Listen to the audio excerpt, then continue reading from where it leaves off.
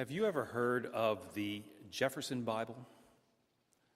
Well, as you might guess, the Jefferson Bible is a version of the Bible written by that key figure in American history, Thomas Jefferson. Now, Jefferson, of course, was one of the great intellects of his age, a truly gifted writer, author of the Declaration of Independence. So one might expect a profoundly moving version of the Holy Scriptures. Unfortunately, however, it didn't quite turn out that way. It seems that Jefferson, as a student of the Enlightenment, with its focus on the power and importance of human reason above all else, had a major problem with the miracles of Jesus. Simply put, he didn't believe in them. He liked the teachings of Jesus, but didn't accept any of the wonders that Jesus performed. So in writing his version of the Bible, Jefferson essentially did a cut and paste job. He took the gospel stories, cut out all the miracles, and then rewrote the gospel as simply a collection of moral and ethical teachings of Jesus. Love your neighbor, do unto others as you would have them do unto you, and so forth. Jesus sort of ending up as kind of a first century Ben Franklin without the laughs. Jefferson's gospel then concludes with Jesus being crucified. But of course, since Jefferson didn't believe in any miracles, there is no resurrection. Jesus is just buried in the tomb, and there things end. The final words of Jefferson's Bible are, "Now in the place where he was crucified there was a garden, and in the garden a new sepulchre, wherein a man had never been laid. There laid they Jesus, and rolled a great stone to the door of the sepulchre, and departed." Period. End of story.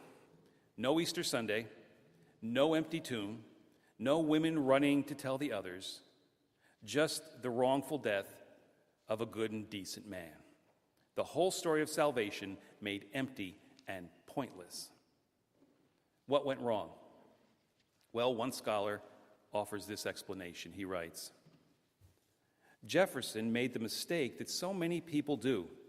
He tried to make the story make sense, but it doesn't. That's the point. The gospel of Jesus Christ, the love proclaimed in his life, death, and resurrection, is entirely unreasonable.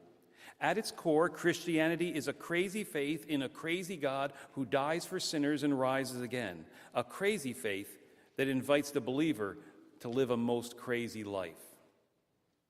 A crazy faith in a crazy God, inviting us to live crazy lives. Are we doing this? Yeah. Or are we more often leading very ordinary, very logical, very earthbound lives? And what is that doing to us? And even better, what of God in our lives is this keeping from us? This is something of what I'd like to talk about this morning. Living the crazy lives of faith that we are called to live. Our text today is the follow-up to last week's reading. As you may recall, last Sunday we were continuing our look at Moses' call to ministry. Having fled from Egypt in fear of his life, Moses had crossed the wilderness and settled down in the land of Midian, there spending the next 40 years as husband, father, and shepherd. Suddenly one day, while tending his flock, God had appeared to him in a burning bush and called him to return to Egypt to lead the people of Israel out of slavery and captivity. Now, Moses has been resisting this call. He's offered all sorts of reasons why he can't serve, ending with the excuse that we considered last week, namely, that he is not a good public speaker. God has answered this by telling Moses that his brother Aaron will do the speaking for him. And in fact, that Aaron is already on his way to find him. This is where we left things last week, noting how this illustrates, how God is at work for us even before we ask. Of course, all of this hinges on a big thing. It raises a big question, which is, what about Aaron, right?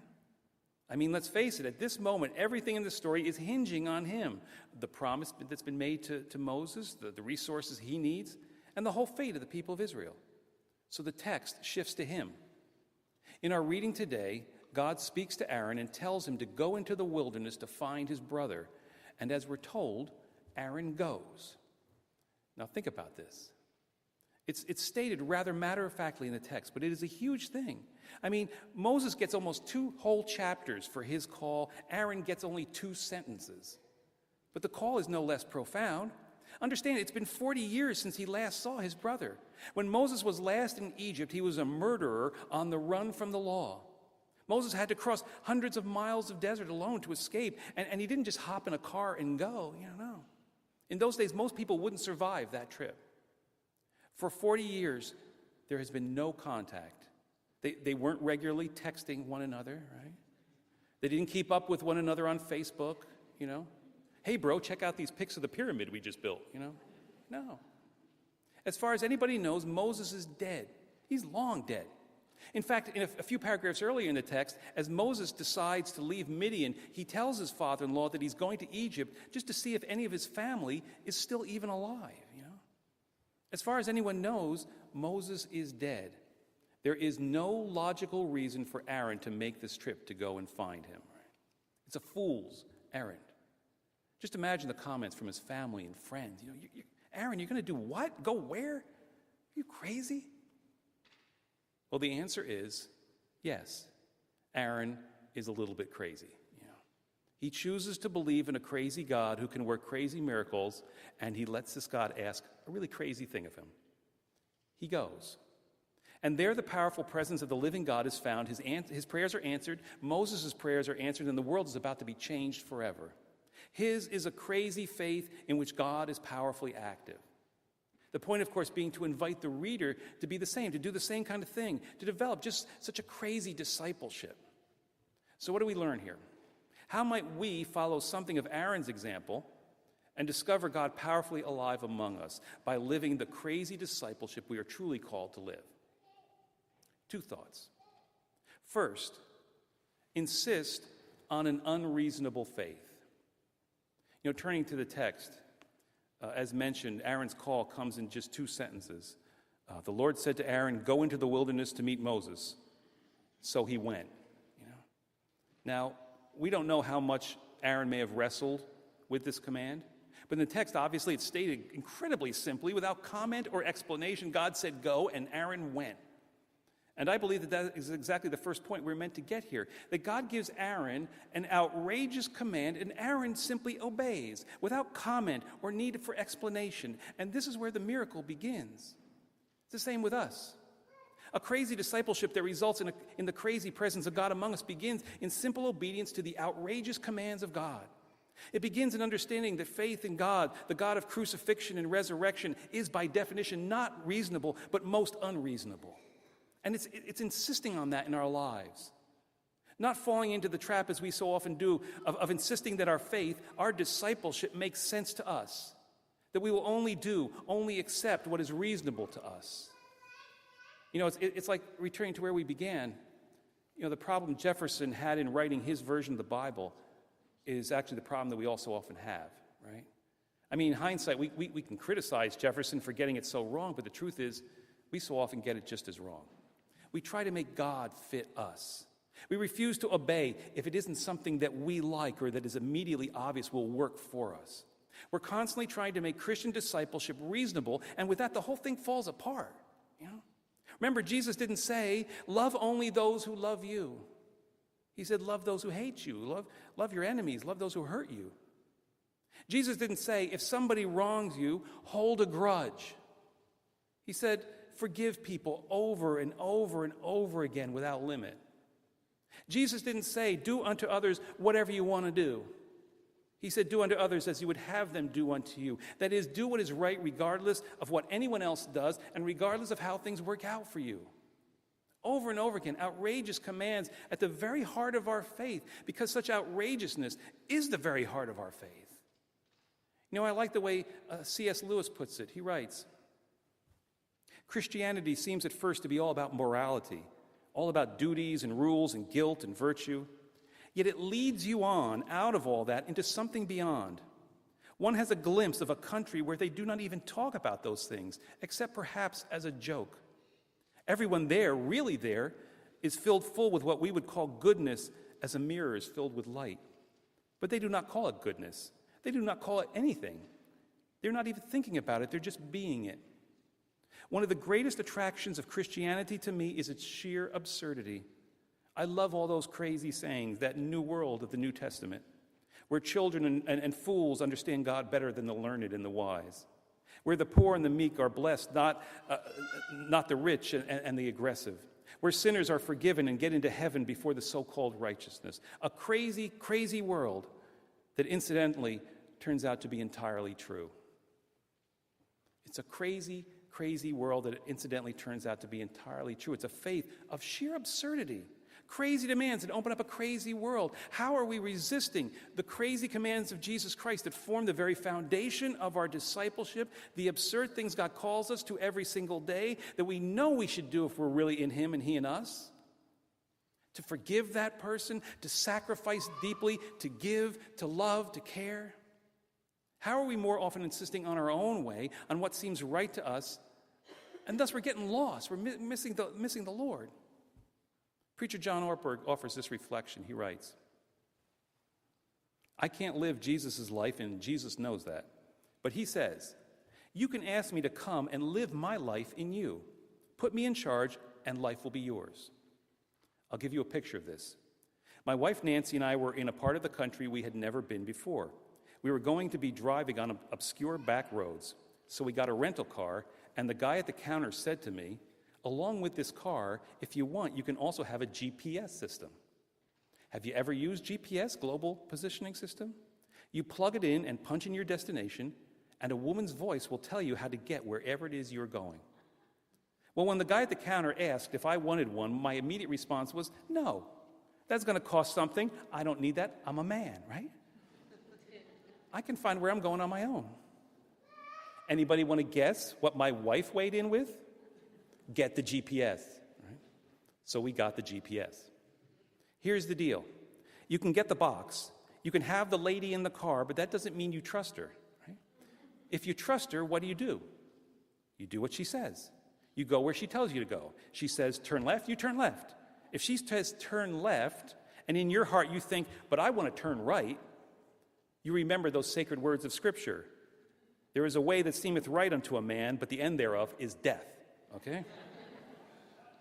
To follow Jesus means I will do what he says.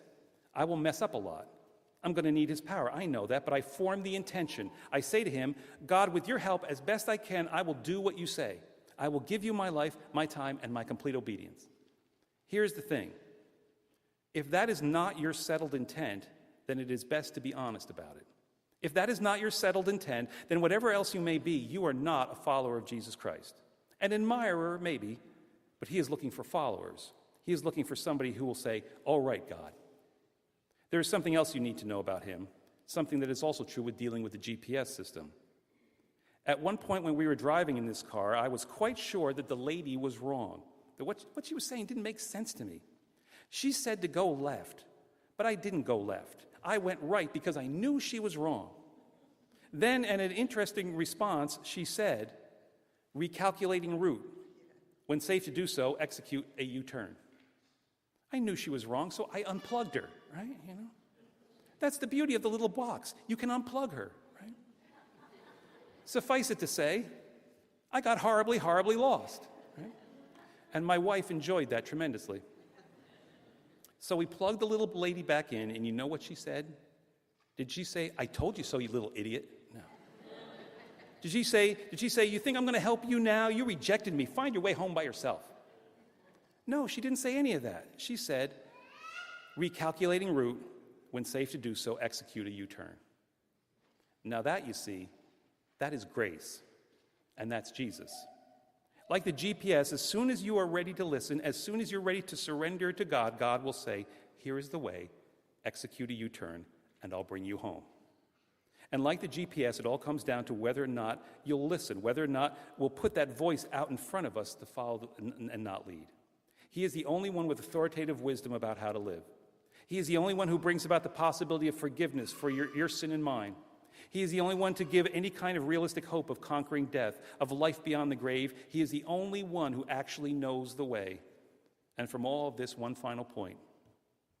This past week, something in my heart suddenly said, call your sister.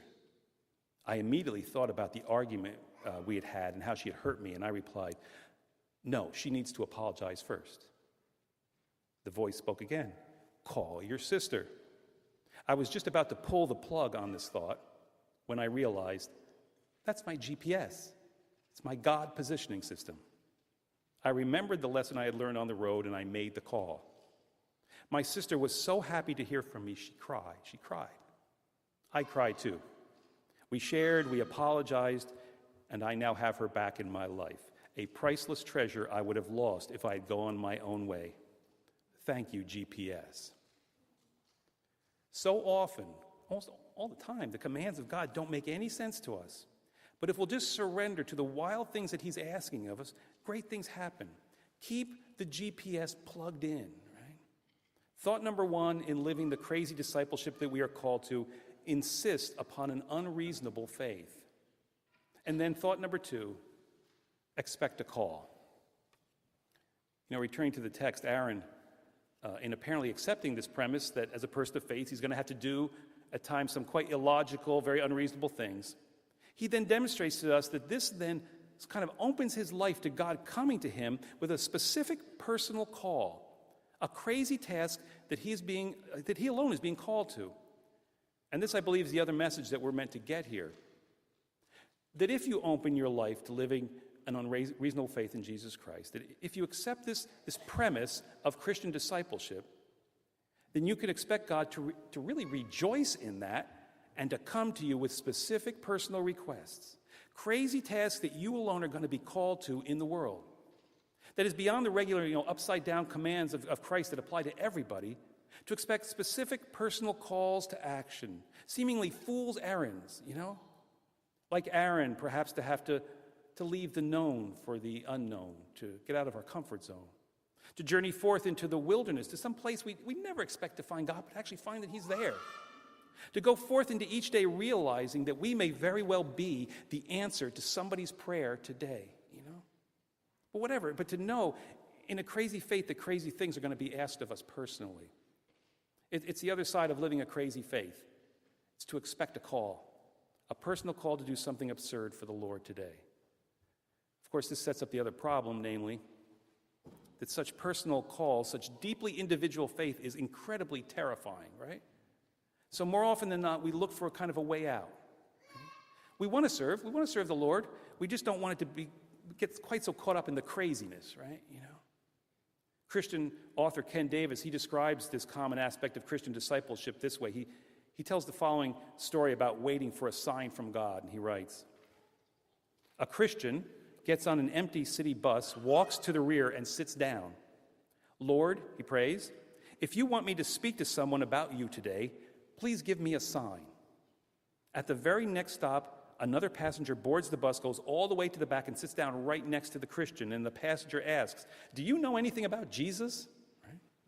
The Christian excuses himself for a moment and slowly bows his head and once again prays, 'Lord, if you really want me to talk to the stranger about you, I just need one more sign,' right? 'Please turn the bus driver into an armadillo,' right? And Davis asks, 'Have you been praying for armadillos lately?' Right? Is this the way we approach life, the whole life of faith? We're constantly praying for armadillos, right? Hoping and pleading for some way out of the scary personal calls of God. Or are we expecting such calls and allowing ourselves to truly get caught up in a crazy faith that allows us to do really crazy things? Which is it going to be? To truly know the amazing God of death and resurrection, we have to be willing to surrender ourselves to just such crazy action. In closing, one author writes, "Sarah, a woman who attends our church, had never prayed aloud before in her life. She grew up moderately connected to the church, but when a relational crisis hit with her fiancé, she realized that she needed more. She began attending church for comfort. Little did she expect that Jesus would also make her uncomfortable. Sarah was on call for her job as an ultrasound technician for the local emergency room. One Friday night, she was called into work at 2 a.m. The doctor told her he thought the lady in exam room 2 was crazy, but that for legal reasons they had to run some tests. Sarah entered the room to find a highly agitated woman in her 40s who could barely sit still for the ultrasound. The woman was practically bouncing off the walls and complaining of incredible discomfort. At one point, she even lay down on the floor and sort of writhed about. As Sarah struggled to conduct the requisite test, the woman suddenly blurted out, 'Do you believe in Jesus Christ?' Surprised, Sarah responded hesitantly, 'Yes, I do.' With hope in her eyes for the first time, the woman pleaded, 'Well, would you pray for me then? I just need to calm down.' Sarah was dismayed. These things never happened to her before she started to follow Jesus. But now she was stuck. I mean, she'd never done this before. So she fumbled with the machine. She looked for a way out, trying to avoid the inevitable. She muttered enough strength to say, well, maybe you could pray, or at least get us started. The woman shouted back, no, it hurts too much. You do it. Right? With no recourse, right there in the ER with people all around, Sarah stretched out her hand and laid it upon the woman. And she then prayed, God, please be with this woman in her time of need. Please give the doctors wisdom to know what is wrong with her and how to fix it. And God, please put your hands on her and take away her pain. It was short and sweet, but it was just what the great physician ordered. The woman calmed down. Sarah calmed down. And as she did, Sarah suddenly had an inclination to recheck the woman's gallbladder. And there, wedged in the neck of the woman's gallbladder, was a 4-millimeter stone. Sarah immediately told the doctor, who overcame his disbelief quickly enough to order emergency surgery. Sarah had come to God looking for help for herself. The Holy Spirit had answered by calling her into the scary work of helping someone else. Sarah is so happy she answered the call. She now prays with every patient she meets, and most take her up on the offer. Her faith in Christ has moved from an intellectual concept to a deeper personal level of knowing every day that God is inviting her to live a crazy, blessed life. The great author W.A. Tozer once wrote, a real Christian is an odd number anyway. He feels supreme love for one whom he has never seen. He talks familiarly every day to someone he cannot see. He expects to go to heaven on the virtue of another. He empties himself in order to be full. He admits he is wrong so that he can be declared right. He goes down in order to get up, is strongest when he is weakest, richest when he is poorest, and happiest when he feels the worst. He dies so that he can live, forsakes in order to have, gives away so that he can keep, sees the invisible, hears the inaudible, and knows that which passes knowledge. A truly odd number. A people of crazy faith in a crazy God who invites us to live a most crazy life. In just such faith, Aaron went on a fool's errand, and there he found God. His example is meant to inspire us to do the same. This week, be foolish for God. Be a little less logical and earthbound and a little more crazy. Insist upon an unreasonable faith and expect a call. Let us join together in singing our closing hymn, number 593, Here I Am, Lord. Would you please stand?